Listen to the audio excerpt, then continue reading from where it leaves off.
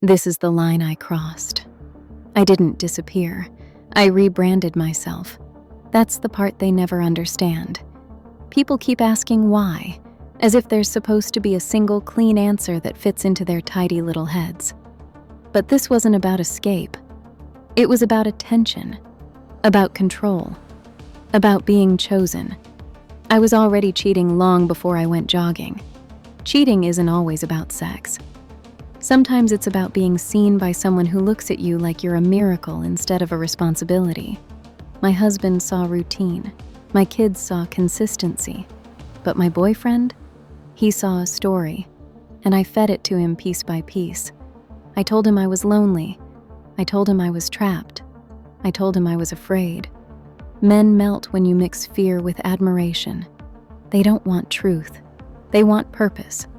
I gave him one. The jogging story came easy. Too easy. Jogging is perfect. It's innocent. It's virtuous. It makes people say, she was just trying to be healthy. I pictured it before it happened. The ponytail, the earbuds, the suburban quiet. I could already hear the sentence forming in everyone's mouth. She was just out for a run. Doesn't that make you angry? It makes you protective. Exactly. When I didn't come home, the silence did the work for me. Silence is powerful. It lets people invent horrors far worse than anything you could say out loud.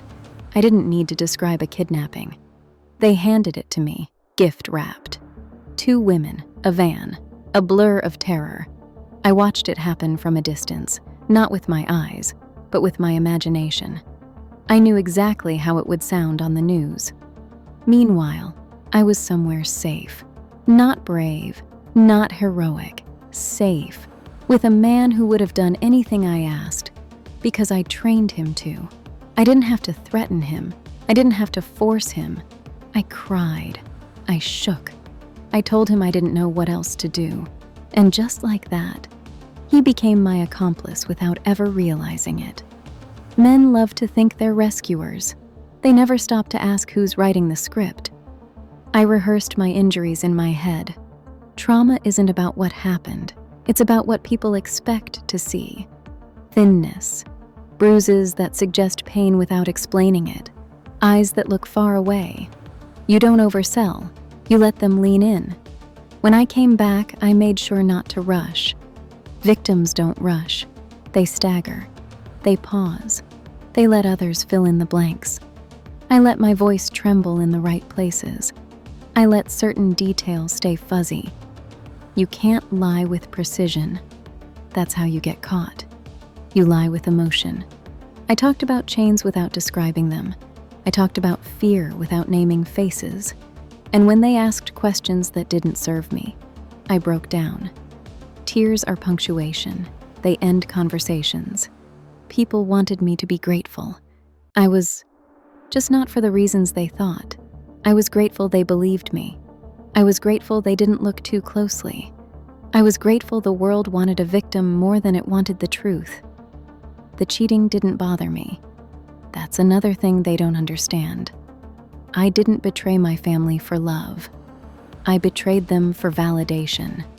Love is messy. Validation is clean. Validation tells you who you are without asking you to change. When the questions started coming back around, when timelines didn't quite line up, when people started saying my name differently, I felt offended. Not scared. Offended. After everything I gave them, how dare they doubt me? That's the sickness of it, isn't it? I wanted to say, look at him. Look at my children.